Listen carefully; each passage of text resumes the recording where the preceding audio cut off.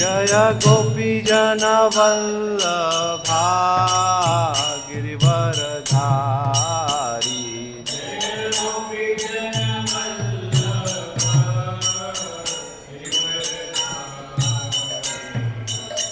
यशोदानंदन व्रज जन रंजन।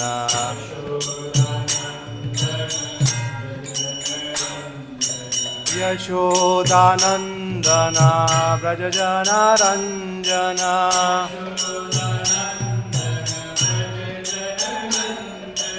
यशोदानंदन व्रज जन रंजन।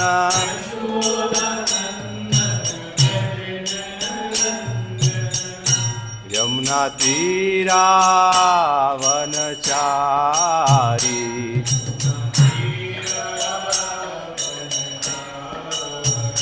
यमुना तीरा वनचारी।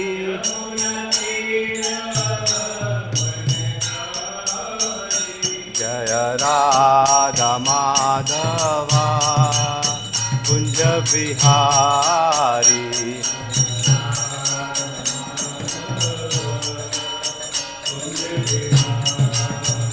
जय राधा माधवा कुंज विहारी।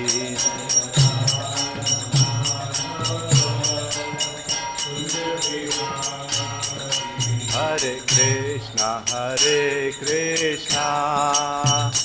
कृष्णा कृष्णा हरे हरे, हरे राम राम राम हरे हरे।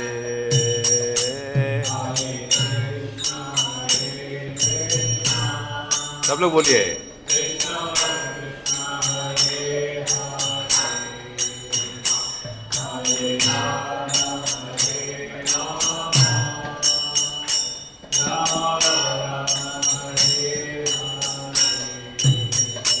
हरे कृष्णा कृष्णा कृष्णा हरे हरे, हरे राम राम राम हरे हरे।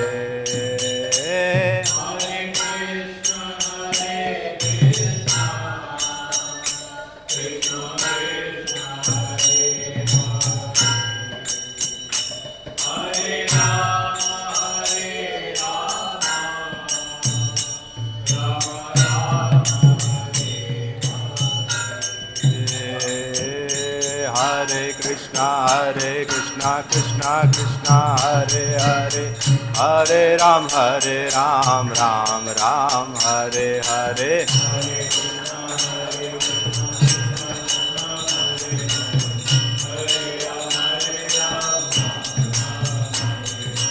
हरे कृष्णा कृष्णा कृष्णा हरे हरे, हरे राम राम राम हरे हरे।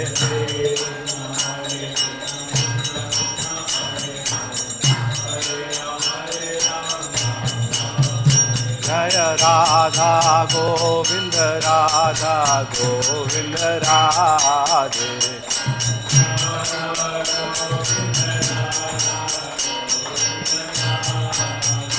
जय राधा माधव राधे।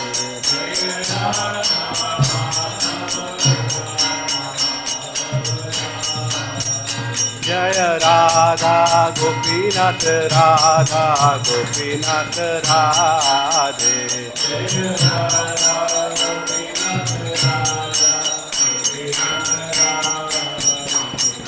जय जगन्नाथ जय बलदेवा जय सुभद्रा।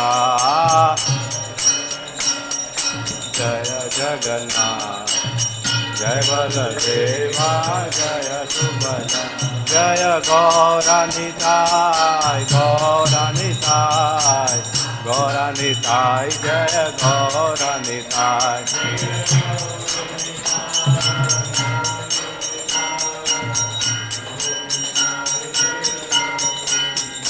निताय गौरा हरि बोल हरि बोल हरि बोल निताय गौर हरि बोल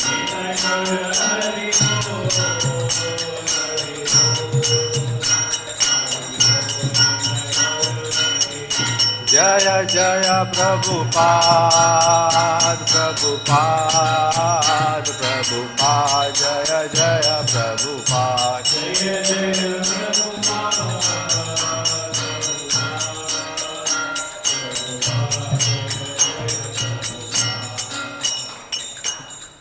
पतित पावन हरिनाम संकीर्तन की अनंत कोटि वैष्णव वृंद की जय। ओम नमो भगवते वासुदेवाय ओम नमो भगवते वासुदेवाय ओम नमो भगवते वासुदेवाय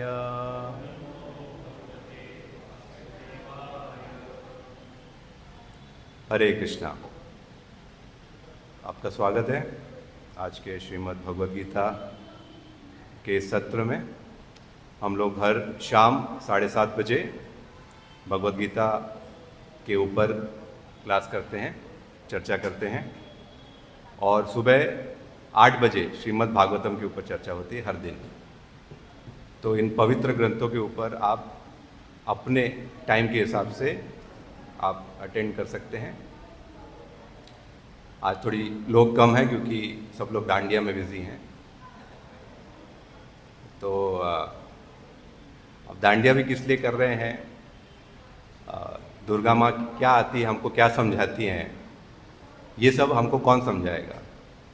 जो हमने अपने आसपास सोसाइटी में देखा उसको हमने फॉलो करना चालू कर दिया, लेकिन हम ये नहीं जानते कि माता रानी जब आती है तो वो कौन है, क्या तत्व है वो शक्ति तत्व जो है वो हमको क्या बतलाती है, क्या सिखलाती है, और उसका उद्गम कहाँ से हुआ है, यानी कि उसका सोर्स क्या है।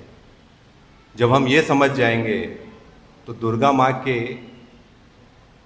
आने का और दुर्गा माँ के यहाँ पे हमारे इस भौतिक जगत में रहने का कारण और हमारे रहने का कारण और हमारे प्रकट होने का कारण, इस दुनिया में हम आए हैं तो उसका क्या रीज़न है, हमारा क्या उद्देश्य, ये सब हमको क्लियर हो जाएगा। लेकिन हम उसकी जगह पे क्या कर रहे हैं, हम बॉलीवुड के गाने पे डांस कर रहे हैं, क्योंकि हमको लगता है पिक्चर में ये दिखाया है तो यही सही होगा। क्योंकि हमारे लिए हमने बुक तो पढ़ी नहीं है, भगवत गीता पढ़ी नहीं है, भागवतम पढ़ी नहीं है, हमको किसी ने पढ़ाया भी नहीं है। तो जब हमको पता ही नहीं है तो हम क्या करेंगे, जो हमारा इमीडिएट टीचर है, इमीडिएट टीचर कौन है हमारा, टीवी, मूवी, करेक्ट, इनसे हम सीखते हैं। और उनका क्या उद्देश्य है, उनका आपकी आध्यात्मिक प्रगति से कुछ मतलब है क्या, नहीं, 0% मतलब है। उनकी नज़र किस पे है, आपके जेब के अंदर जो पैसा रखा हुआ है उसके ऊपर। तो आपको मूवी दिखा दिखा के वो करोड़ों कमाते हैं और आप डांडिया करते हैं हज़ारों रुपए की टिकट लेके। अभी मैंने देखा हमारे ऑफिस में कुछ लोग ट्राई कर रहे थे कि किस तरह से पास मिल जाए। कोई बहुत फेमस गरबा सिंगर है तो उनके शो का टिकट लेने के लिए लोग ब्लैक में टिकट ले रहे हैं। तो जो शक्ति तत्व है, दुर्गा माँ है, वो इस धरती की, इनको वार्डन कहा जाता है। क्योंकि ये जगत क्या है, ये रिजॉर्ट है, ये होटल है नहीं। अगर ये रिजॉर्ट होटल होता तो हर दिन हम सुख में रहते, प्रसन्न रहते, क्या दिक्कत है ना, नाचते रहते, घूमते रहते, हर दिन गरबा होता। लेकिन ऐसा होता है क्या, नहीं होता। क्यों नहीं होता, तो उस समय क्या पता चलता है, भगवद गीता में भगवान क्या बताते हैं कि ये जगत जो है वो दुखालय है और अशाश्वतम है, यानी कि टेम्पररी है और दुखों का घर है, दुख आलय। तो यहाँ पे उन जीवों को भेजा जाता है जो भगवान से विमुख हो गए हैं, यानी कि उनको भगवान के जैसा बनना है, उनको अपना अलग जगत चाहिए। तो भगवान ने दे दिया आपको अपना जगत, लेकिन जो जगत भगवान से विपरीत है वो क्या होगा? वहां पे दुखालय होगा, वो वैकुंठ नहीं हो सकता। वैकुंठ मतलब क्या है? जहां पे कोई कुंठा नहीं है। तो जो वैकुंठ के विपरीत है वो जगह क्या होगी? अवैकुंठ, करेक्ट ना? तो हम लोग अवैकुंठ में हैं। लेकिन जैसे एक अमीर आदमी का लड़का जो है घर छोड़ के चला जाता है, लेकिन बाप जो है या माँ जो है वो अपने बच्चे को नहीं भूलती, वो ये ख्याल रखती है कि बच्चा जहाँ पे भी हो ठीक से रहे। तो इस जगत में भी प्रयास यही है कि हम लोग किस प्रकार से भगवान की तरफ मुख मोड़ सके। अभी हम लोग ने मुख ऐसे किया हुआ है, तो हम किस तरह से मुख मोड़ सके। तो ये रेस्पॉन्सिबिलिटी किसको दिया है? ये रेस्पॉन्सिबिलिटी एक बहुत ही उच्च कोटि की फैमिली को दिया है, शिव जी और उनकी फैमिली को दिया है।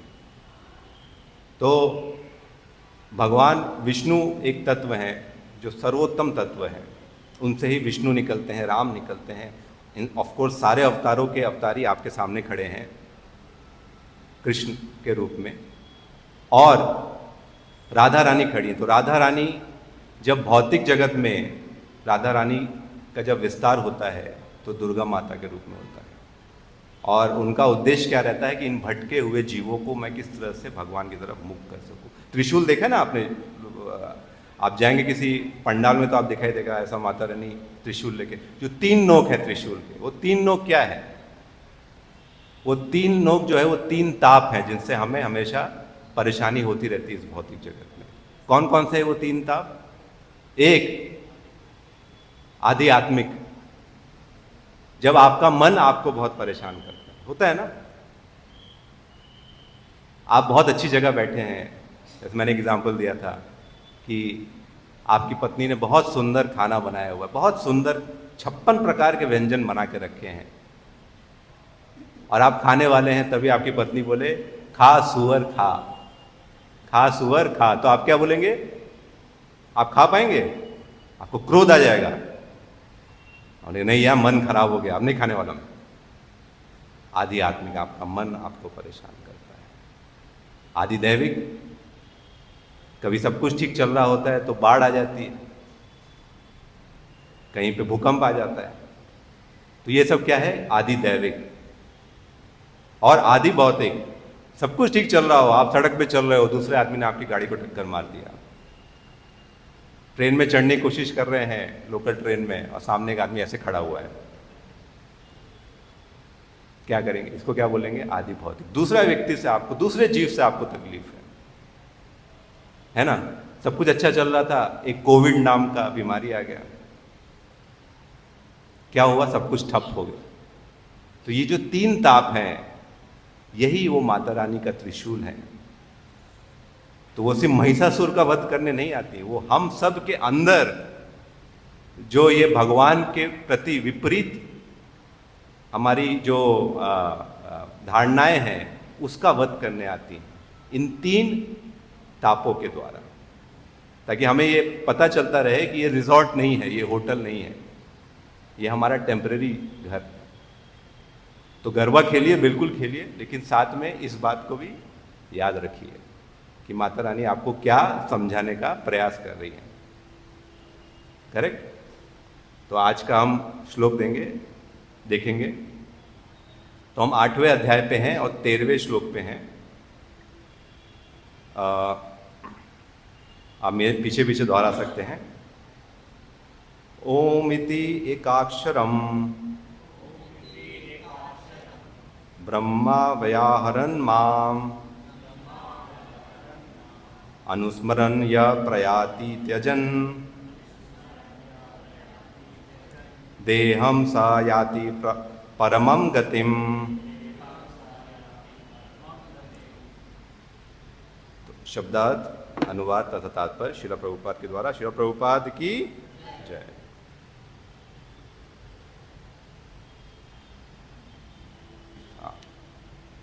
इस योगाभ्यास में स्थिर होकर तथा अक्षरों के परम संयोग यानी ओंकार का उच्चारण करते हुए यदि कोई भगवान का चिंतन करता है और अपने शरीर का त्याग करता है तो वह निश्चित रूप से आध्यात्मिक लोकों को जाता है। तात्पर्य में श्री प्रभुपाद लिखते हैं, यहाँ स्पष्ट उल्लेख हुआ है कि ओम ब्रह्म तथा भगवान कृष्ण परस्पर भिन्न नहीं है। ओम कृष्ण की निर्विशेष ध्वनि है, लेकिन हरे कृष्ण में ये ओम सन्निहित है। इस युग के लिए हरे कृष्ण मंत्र जबकि स्पष्ट संस्तुति है। अतः यदि कोई, दोनों हाथ ऊपर करके बोलिए, हरे कृष्णा कृष्णा कृष्णा हरे हरे, हरे राम राम राम हरे हरे, इस मंत्र का जप करते हुए शरीर त्यागता है तो वह अपने अभ्यास के गुणानुसार आध्यात्मिक लोगों में से किसी एक लोक को जाता है। कृष्ण के भक्त कृष्ण लोक या गोलोक वृंदावन को जाते हैं। सगुणवादियों के लिए आध्यात्मिक आकाश में अन्य अनेक लोक हैं जिन्हें वैकुंठ लोक कहते हैं, किंतु निर्विशेषवादी तो ब्रह्म ज्योति में ही रह जाते हैं। तो अब इसका हम तात्पर्य का थोड़ा मतलब समझने का प्रयास करेंगे। ओम अज्ञानतिमिरन्धस्य ज्ञानाञ्जनशलाकया चक्षुरुन्मीलितं येन तस्मै श्री गुरुवे नमः। नमो विष्णुपादाय कृष्णप्रेष्ठाय भूतले श्री भक्तिवेदांत स्वामिनिति नामिने। नमस्ते सरस्वते देवे गौरवाणी प्रचारिणे निर्विशेष शून्यवादी पाश्चात्य देशतारिणे। जय श्री कृष्ण चैतन्य प्रभु नित्यानंद श्री अद्वैत गदाधर श्रीवासादि गौर भक्त वृंदा। हरे कृष्णा कृष्णा कृष्णा हरे हरे, हरे राम राम राम हरे हरे, हरे कृष्णा।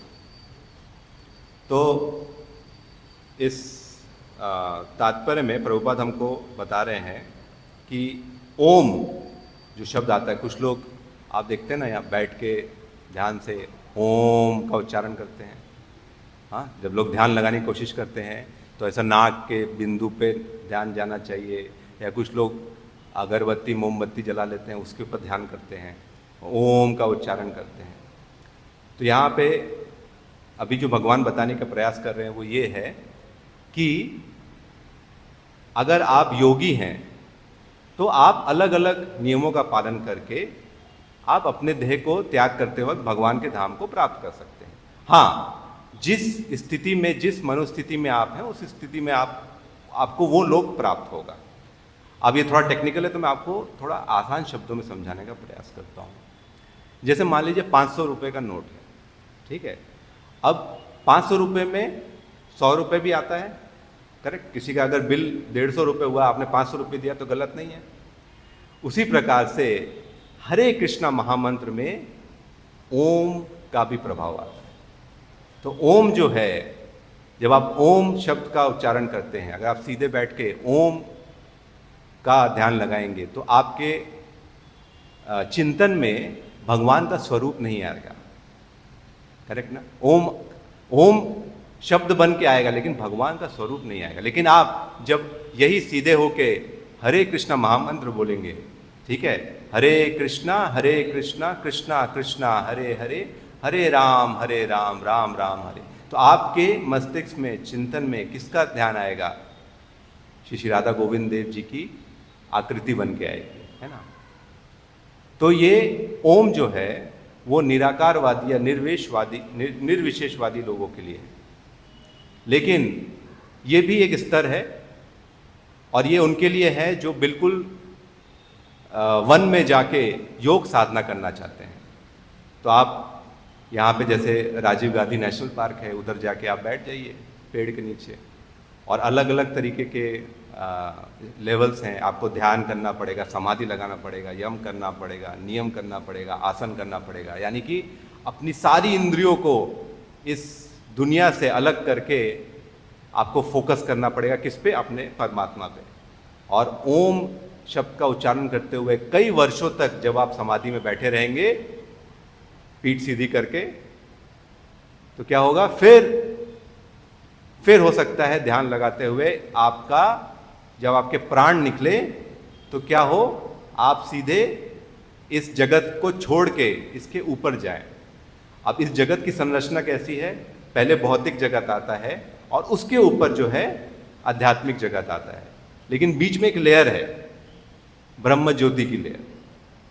तो जो ओम शब्द का उच्चारण करते हुए, उस पर ध्यान लगाते हुए अपने प्राणों को छोड़ते हैं, वो कहाँ लटकते हैं? जाके ब्रह्म ज्योति में। अब ब्रह्म ज्योति जो है वो भगवान की ही के दिव्य शरीर से निकली हुई दिव्य ज्योति, तो ज्योति में आप कुछ देर लटके रहोगे, आराम करोगे थोड़ी देर, फिर क्या होगा, फिर वहां से नीचे गिरने के चांस हैं। लेकिन जो भगवान के शुद्ध नामों का उच्चारण करते हैं वो कहाँ पहुंचते हैं, सीधे दिव्य ज्योति को पार करते हुए वैकुंठ लोक में पहुंच जाते हैं। अब कुछ लोग भगवान राम के उपासक होते हैं, कुछ लोग नरसिंह देव के उपासक होते हैं, कुछ लोग अलग अलग इस तरह से विष्णु तत्व के उपासक होते हैं। तो उनको अलग अलग ग्रह मिलते हैं, लोक मिलते हैं, और उस लोक में वो अपने इष्ट देव की सेवा कर सकते हैं। जो भगवान श्री कृष्ण के नाम का उच्चारण करता है, भगवान श्री कृष्ण के नाम को समर्पण करता है, वो कहाँ पहुंचता है, सबसे ऊंचे लोक पे, जो कि है गोलोक धाम। और वहां पहुंचने के बाद रिटर्न टिकट लेने का जरूरत नहीं पड़ता है ना। तो अभी हम ऐसा बोलते हैं जैसे सतयुग में लोग लाखों साल जीते थे, तो वहाँ पे वो क्या करते थे, ध्यान लगाते थे। ये जो मैं आपको बता रहा हूँ, ये अष्टांग योग के जो 8 नियम है, ये सब लोग सतयुग में ट्राई करते थे। आपने सुना होगा ना, ऐसे लोग लंबी लंबी तपस्याएं करते थे। हिरण्यकशिपु ने इतने साल तपस्या की ब्रह्मा जी को करने के लिए, ध्रुव महाराज भी गए थे तपस्या करने। तो सतयुग में लोग इस तरह की तपस्याएं करते थे। उनके पास लाखों साल का जीवन था ऑन एन एवरेज, तो हजारों साल तपस्या करते थे, चलता था उनको। आप कर पाएंगे? अगर आपको मैंने बोला जाके राजीव गांधी नेशनल पार्क में जाके तपस्या कीजिए, तो क्या होगा, कुत्ता आ जाएगा, सियार आ जाएगा, कुछ आके पकड़ लेगा। फिर आपके ध्यान में आएगा, अरे वो जॉब अपॉर्चुनिटी निकल रहा है। हाँ, फिर आप बोलेंगे इंस्टाग्राम चेक कर लेता हूँ, और उसमें आपको दिखाई देगा कि मैं तो माला घुमा रहा हूँ, मेरे दोस्त दुबई घूम रहे हैं, कैसे होगा? तो मुश्किल है। फिर आते हैं त्रेता युग में। तो त्रेता युग में लोग बड़ी बड़ी यज्ञ करते थे। अश्वमेध यज्ञ आपने देखा होगा, भगवान राम अश्वमेध यज्ञ करते हैं, तो जहाँ पे घोड़ों को छोड़ा जाता था।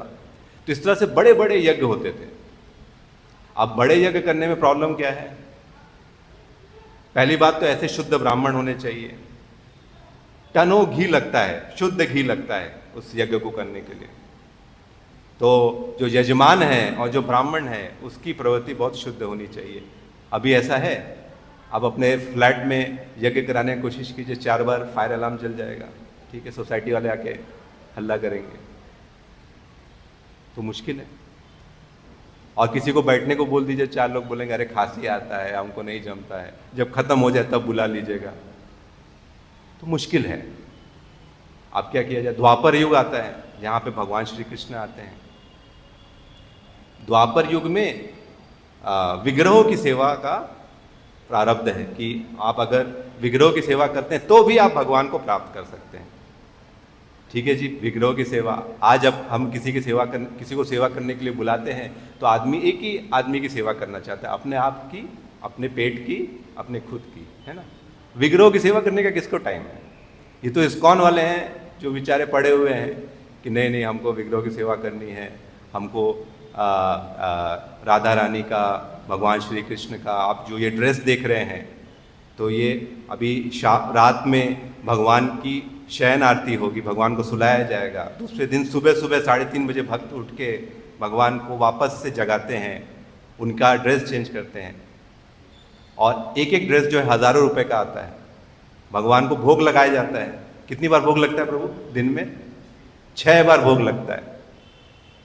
आदमी बोलेगा प्रभु जी यहाँ मेरे खाने के वादे हैं, मैं कैसे 6 बार भोग लगाऊं?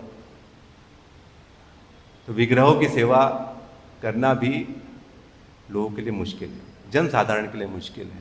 लोग अपने घर में भगवान के विग्रह फिट कर लेते हैं, और सुबह सुबह निकलते वक्त बस दूर से ही हाथ जोड़ लेते हैं, माता रानी माता ऐसे करके निकल जाते हैं। अब वो विग्रह जो किनारे पड़े हुए हैं, वहां पे मकड़ी के जाले लग गए हैं, और कहीं कोने में लगाते हैं। मतलब किचन है, अच्छा किधर लगाया जाए? भगवान को भी स्थापित करना है, क्योंकि भगवान भी जरूरी है। अब मान लो सही में है तो कुछ गड़बड़ नहीं होना चाहिए, इतना महंगा फ्लैट लिया है करोड़ों रुपए, तो किधर? तो किचन में जाके कोने में लगा देते हैं। या थोड़ा बड़ा घर हुआ 2 मंजिला, तो सीढ़ी के नीचे चिपका देते हैं। बोले भगवान भी अपनी जगह खुश, हम भी अपनी जगह खुश। तो मुश्किल है। कि हम अपने मन को समझा के भगवान की सेवा में लगा पाए। तो अब कलयुग में फिर उपाय क्या है? तो ऐसा बोलते हैं भाई, आपने देखा होगा, अभी मैं आपको मॉल का एग्जांपल देता हूँ कि आजकल के लोगों को मॉल का एग्जांपल ज़्यादा अच्छा समझ में आता है। जब डिमांड कम हो जाती है किसी चीज़ की तो क्या बढ़ जाता है? डिस्काउंट बढ़ जाता है ना। आप जाते हैं स्टोर में तो आता है ना 40% डिस्काउंट, 50% डिस्काउंट, 70% डिस्काउंट। तो उसी प्रकार से भगवान ने कलयुग में जनता को ऑलमोस्ट 100% डिस्काउंट दे दिया। क्या बोल के? आपको, आप यज्ञ नहीं करा सकते, कोई बात नहीं। आप ध्यान नहीं लगा सकते, कोई बात नहीं। आप विग्रहों की सेवा भी नहीं कर सकते, कोई बात नहीं। भगवान का नाम तो ले सकते हैं ना, कहीं भी ले सकते हैं। ट्रेन में जा रहे हैं, ऑटो में जा रहे हैं, बैठे हुए हैं, चल रहे हैं, भगवान का नाम तो ले सकते हैं ना। तो भगवान इस युग में, इन सारे युगों में इतना भयंकर ये सब करना पड़ता था, तब जाके वो लाभ मिलता था। वो सारा लाभ सिर्फ भगवान का नाम लेने से आपको मिल जाएगा इस युग में। ये डिस्काउंट है यहां के लोगों के लिए। अच्छा, नाम क्या लेना है? क्या नाम लेंगे? आजकल देखिए, पहले हमारे टाइम पे या उससे पहले टाइम पे लोगों के नाम भी होते थे। क्या? किसी का नाम राम निवास होता था, किसी का किशोर होता था, किसी का अशोक होता था, या किसी का कन्हैया होता था। सोसाइटीज़ के नाम भी ऐसे होते थे। वृंदावन सोसाइटी थाने में है। अभी क्या है पूछिए तो जैकी, रॉकी। समझ में नहीं आएगा कि बुलाने में कौन आएगा, कुत्ता आएगा कि आदमी आएगा। बट ये नाम होते क्यों थे पहले? होते क्यों थे? देखिए, हरे कृष्णा महामंत्र का क्या उपयोगिता है, ये कली संतरण उपनिषद में लिखा हुआ है कि हरे कृष्णा महामंत्र जो है महामंत्र है। मंत्र का मतलब क्या होता है?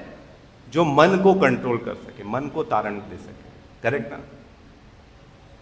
उसी प्रकार से मान लीजिए किसी ने गलती से भी नाम ले लिया भगवान का, गलती से भी नाम ले लिया, तो भी उसको आंशिक लाभ मिलता है, तो भी उसको आंशिक लाभ मिलता है। जैसे रशिया में न्यूज़पेपर में निकला कि हरे कृष्णा, ये श्रील प्रभुपाद के टाइम की बात है, हरे कृष्णा वाले जो हैं वो लोगों का ब्रेन वॉश कर रहे हैं। इस तरह से न्यूज़ आर्टिकल आया। तो भक्त लोग पहुंचे श्रील प्रभुपाद के पास कि प्रभुपाद ये देखिए ये लोग क्या बोल रहे हैं, हम लोग ब्रेन वॉश कर रहे हैं। प्रभुपाद ने बोला छपने दो, इस बहाने कम से कम हरे कृष्णा तो बोल रहे हैं ना। फिर वो मूवी आई देवानंद वाली, दम मारो दम मिट जाए गम, बोलो सुबह शाम हरे कृष्णा हरे राम। तो भक्त लोग पहुंचे श्रील प्रभुपाद के पास, बोले प्रभुपाद ये लोग दिखा रहे हैं कि हरे कृष्णा वाले नशा करते हैं और नशा करके मंत्र का जाप करके नाचते रहते हैं, हमें इनके खिलाफ एक्शन लेना चाहिए। प्रभुपाद ने बोला नहीं, कम से कम इस तरह से ही भगवान का नाम तो ले रहे हैं, नहीं तो आलतू फालतू गाने गाते रहते हैं। कम से कम उसमें थोड़ा बहुत तो भगवान का नाम आ रहा है ना। अभी देखिए हमारा मंदिर खुला तो सामने आप, अभी ये पार्किंग वाले हैं है ना, तो हम लोग कभी जाते हैं तो दूर से चिल्लाते हैं हरे कृष्णा, अरे हरे कृष्णा प्रभु जी आइए आइए, इधर इधर गाड़ी लगाइए, इधर गाड़ी लगाइए। गलती से ही सही मुंह से हरे कृष्णा तो निकला ना, नहीं तो ये मंदिर नहीं था तो इनमें से किसके मुंह से हरे कृष्णा निकलता था। तो ये नाम का प्रताप है, और ये नाम जो है हमारे भक्त लोग फ्री में बांट रहे हैं, करोड़ों की चीज। अभी आपने कुछ देर पहले आपने कीर्तन देखा, लोग सुन रहे हैं। हम लोग पुणे में ऐसे एक लेक्चर था तो उसमें एक महाराज आए थे, उन्होंने हमको बताया कि देखिए रथ यात्रा चल रही है, उसमें देखिए ये आदमी जो है वो कृष्ण भावना अमृत बन गया। हम बोले कौन सा आदमी है, कौन सा आदमी है? तो जब रथ यात्रा होती है तो भक्त लोग बहुत अच्छा कीर्तन करते हैं, हरे कृष्णा कृष्णा कृष्णा हरे हरे, हरे रामा रामा रामा हरे हरे। तो हम देखा कि एक आदमी अपनी दुकान के अंदर बैठ के उसका पैर ऐसे ऐसे कर रहा था और ऐसे ऐसे ऐसे कर रहा था। तो महाराज ने बोला देखिए इसके अंदर जो है कृष्ण भावना अमृत का बीज आ गया है। ये नाम का प्रताप है, ये नाम का। इसलिए भगवान, वैसे तो आंशिक, भगवान का नाम ऐसे भी लेंगे तो आपको आंशिक रूप से फायदा होगा, मान सीरियसली लेंगे तो सोचिए कितना बड़ा फायदा होगा, कितना बड़ा फायदा होगा। अजामिल की स्टोरी आती है भागवतम। अजामिल जो है ब्राह्मण था, अच्छे घर में पैदा हुआ था, सारे शास्त्र जानता था, बट क्या हुआ, जंगल में गया, जंगल में मंगल होते हुए देख लिया उसने, तो क्या हो गया, भटक गया। घर में पत्नी थी, बूढ़े माँ बाप थे, सबको छोड़ दिया और तुरंत एक वैश्या से शादी कर लिया। वो वैश्या के साथ उसने 10 बच्चों को जन्म दिया। उसमें से जो सबसे छोटा बच्चा था, उससे उसको बहुत प्रेम था। और गलती से क्या हुआ, गलती से, लेकिन उसके लिए अच्छा हुआ कि कुछ साधु लोग उधर आए थे जब उस बच्चे का जन्म हुआ, और साधु लोगों ने बोला इसका नाम तुम नारायण रख दो। तो अजामिल ने अपने बच्चे का नाम नारायण रख दिया। अब जब अजामिल का लास्ट टाइम आया, लास्ट समय आया, तो क्या हुआ, जब आदमी को पीड़ा होती है, जो सबसे वो चीज जो उसके हृदय के सबसे करीब होती है, जिससे वो सबसे ज्यादा अटैच होता है, उसी को वो याद करता है ना। तो जब यमदूत आए उसको लेने के लिए और उसकी आत्मा को खींच के लेके जा रहे थे, यातना देते हुए, तो अजामिल जोर से चिल्लाया, नारायणा। अब उसने भगवान को नहीं याद किया, किसको याद किया, अपने पुत्र को याद किया। लेकिन तभी उस वक्त वहां पे कौन आए, विष्णु दूत आए, क्योंकि भगवान विष्णु ने तुरंत सुना, अरे किसने मेरा नाम लिया, किसने मेरा नाम लिया। तो तुरंत अपने दूतों को आदेश दिया कि जाओ देखो। जब हम लोग यहां पे हरे कृष्णा महामंत्र करते हुए नाचते हैं, गाते हैं, होता है ना, जैसे आप अपने पति पत्नी के साथ आते हैं तो कोई आपके पति का नाम ले, तो तुरंत आपको लगेगा अरे किसने नाम लिया, कौन है जो मेरे पत्नी का या पति का तारीफ कर रहा है या उसका नाम ले रहा है, जयकार कर रहा है। वैसे ही आप जब राधा गोविंद देव जी के सामने हरे कृष्णा कृष्णा कृष्णा हरे हरे, हरे राम राम राम हरे हरे करके डांस करते हैं, नाचते हैं, उनका जप करते हैं, तो क्या होता है, भगवान बोलता है अरे किसने मेरे प्रियतमा का नाम लिया, या राधा रानी बोलती किसने मेरे प्रियतम का नाम लिया। तो उसी प्रकार से भगवान विष्णु ने अपने विष्णु दूतों को भेजा, और विष्णु दूतों ने फिर यमदूतों को तुरंत रोका, नहीं, इसने भगवान का नाम लिया है, पूरे हृदय से लिया है, तो इसको आप लेके नहीं जा सकते। और उसके बाद फिर कहानी आती किस प्रकार से, अजामिल ये देख के बहुत हैरान हो जाता है, सोचता है मैंने तो इतने सारे पाप किए थे, मेरे पाप इतने सारे थे कि मतलब कंप्यूटर का सर्वर भी क्रैश हो जाए, इतने पाप किए थे मैंने, लेकिन एक बार भगवान का नाम लिया तो मैं तर गया। कुछ लोग ये स्टोरी का गलत मतलब भी निकालते, बोलते अजामिल का अच्छा था, पूरा मजा ले लिया, उसके बाद नाम लेके मुक्त हो गया, लेकिन ऐसा नहीं होता है। फिर अजामिल ने हरिद्वार में जाके अपने जीवन के शेष वर्षों को 12-15 साल उसने सिर्फ भगवान का शुद्ध नाम लिया, और फिर उसको लेने के लिए विष्णु दूत आए और वो वैकुंठ को गया। तो ऐसा शॉर्टकट नहीं है भगवान, आप ऐसा मत समझिए कि आप भगवान को मूर्ख बना सकते हैं, वो बहुत स्मार्ट है, राधा गोविंद देव जी हैं, बहुत स्मार्ट है। आप वहाँ कोने में बैठ के सोच सकते हैं अपने मन में, अरे ये प्रभु जी तो कितना लंबा लेक्चर दे रहे हैं, कब खत्म होगा, कब मैं घर जाऊंगा, अब मेरे को पता नहीं चलेगा, लेकिन उनको पता है कि आपके मन में क्या चल रहा है, करेक्ट ना, क्योंकि वो आपके मन में बैठे हैं। तो इस प्रकार से ऐसा बोला जाता है कि धन जो है उसको साफ करना है तो दान दीजिए, दान से धन साफ होता है। और बुद्धि को साफ किस तरह से कर सकते हैं, शास्त्रों से, शास्त्र पढ़िए तो बुद्धि स्वच्छ हो जाती है। तन को साफ करना है तो नहा लीजिए, लेकिन मन को साफ करना है तो क्या करना पड़ेगा, नाम लेना पड़ेगा, नाम लेना पड़ेगा। तो बहुत लोग धाम जाते हैं।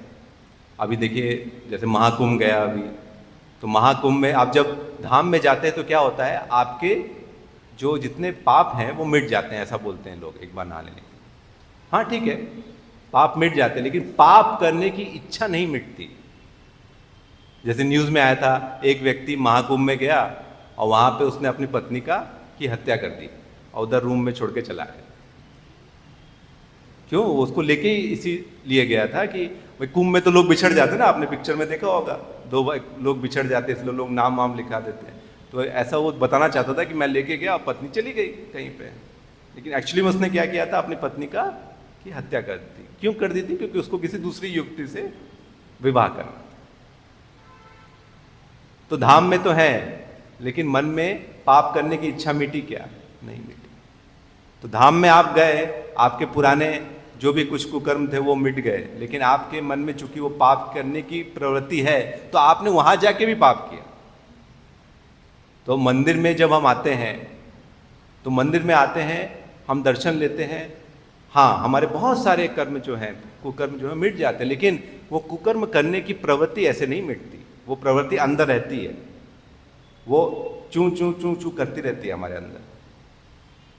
तो उसको स्वच्छ करने का, उसको हटाने का, उसको जलाने का तरीका है सिर्फ नाम, सिर्फ नाम। तो प्रभुपाद तात्पर्य में भी बोलते हैं कि जो अब जिस नाम को ले रहे हैं, जैसे मैंने आपको बताया ओम का नाम, ओमकार का नाम लिया आपने, जो कि निर्विशेष है, निराकार है, तो आप कहाँ जाएंगे? ब्रह्म ज्योति में जाएंगे। और भगवान श्री कृष्ण का हरे कृष्ण महामंत्र का जाप करेंगे तो आप सीधे गोलोक जाएंगे। तो आपको डिसाइड करना है कि आपको कौन से लेवल पे जाना है, कौन से लेवल पे जाना है। आगे कुछ लोग ये भी बोलते हैं, प्रभु जी लेकिन हम करने की कोशिश करते हैं लेकिन हमको नींद आ जाती है। अच्छा, नींद क्यों आती है? क्लास में भी लोगों को नींद आ जाती है और कई बार जब करते हुए भी नींद आ जाती है। नींद क्यों आती है? क्योंकि देखिए, नींद का मतलब क्या होता है, जब आप बहुत थके हारे, मान लीजिए ऑफिस से कॉलेज से घर आए और कोई आपके आके बोले मैं तेरा शरीर दबा देता हूँ। आपकी माता बोले बेटा मैं तेरे शरीर को दबा देती हूँ थोड़ा सा। हाँ दबा दो माँ, बहुत थक गया हूँ मैं। तो दबाते हैं तो धीरे धीरे हमको क्या लगता है, आराम पहुँचता है, फिर हमको नींद आ जाती है। तो जो हरे कृष्ण महामंत्र लेते हैं या फिर हम बैठते हैं मंदिर में आके, तो क्या लगता है, सारी जो दुनिया की तकलीफ़ें हैं उनसे हम बाहर आ गए, ऐसा लगता है। भगवान की शरण में आ गए, अपने माता पिता की गोद में आ गए। तो उसमें क्या होता है, आदमी को बहुत सुंदर, बहुत अच्छा लगता है। फिर नींद आई जाती है, क्योंकि अब तो और कोई चिंता है नहीं, तो फिर क्या होगी, नींद आ जाती है। लेकिन सोना, इसका मतलब ये नहीं कि सोना है जागना है तो जप करो, अपने अंदर की अंतरात्मा को जगाओ। तो जप करने के बहुत सारे फायदे हैं। पहला तो ये कि जब आप जप करते हैं तो आपकी बुद्धि जो है वो साफ होती है। देखिए, बहुत लोग ऐसे होते हैं, जैसे हम बोलते हैं ना, ये आदमी मनमौजी है, अपने मन की करता है। यार मैं तो अपने मन की करता हूँ। ऐसे लोगों से बच के रहना चाहिए जो अपनी मन की करते हैं। क्यों? क्योंकि आपका मन जो है, मन से ऊपर बुद्धि होता है।